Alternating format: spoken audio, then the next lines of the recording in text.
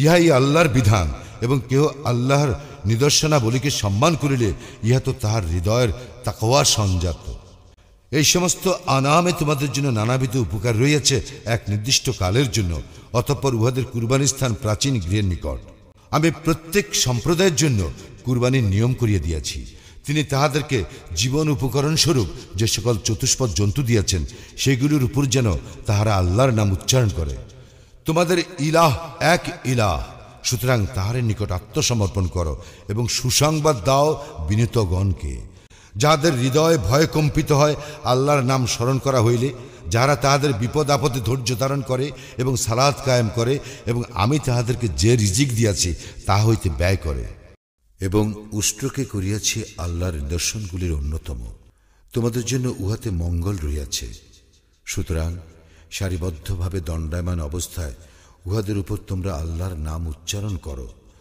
যখন উহারা কাঠ হইয়া পড়িয়া যায়, তখন তোমরা উহা হইতে আহার করো, এবং আহার করাও ধৈর্যশীল অভাবগ্রস্তকে ও যাচনাকারী অভাবগ্রস্তকে। এইভাবে আমি উহাদেরকে তোমাদের অধীন করিয়া দিয়াছি, যাহাতে তোমরা কৃতজ্ঞতা প্রকাশ করো। কখনোই আল্লাহর নিকট পৌঁছায় না উহাদের গোশত এবং রক্ত, বরং পৌঁছায় তোমাদের তাকওয়া। এইভাবে তিনি ইহাদেরকে তোমাদের অধীন করিয়া দিয়াছেন, যাহাতে তোমরা আল্লাহ শ্রেষ্ঠত্ব ঘোষণা করো, এই জন্য যে তিনি তোমাদেরকে পথ প্রদর্শন করিয়াছেন। সুতরাং তুমি সুসংবাদ দাও সৎকর্মপরায়ণদেরকে। অবশ্যই আল্লাহ রক্ষা করেন মুমিনদেরকে। তিনি কোনো বিশ্বাসঘাতক অকৃতজ্ঞকে পছন্দ করেন না।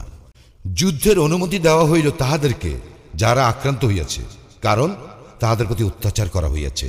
আল্লাহ নিশ্চয়ই তাহাদেরকে সাহায্য করিতে সম্যক সক্ষম।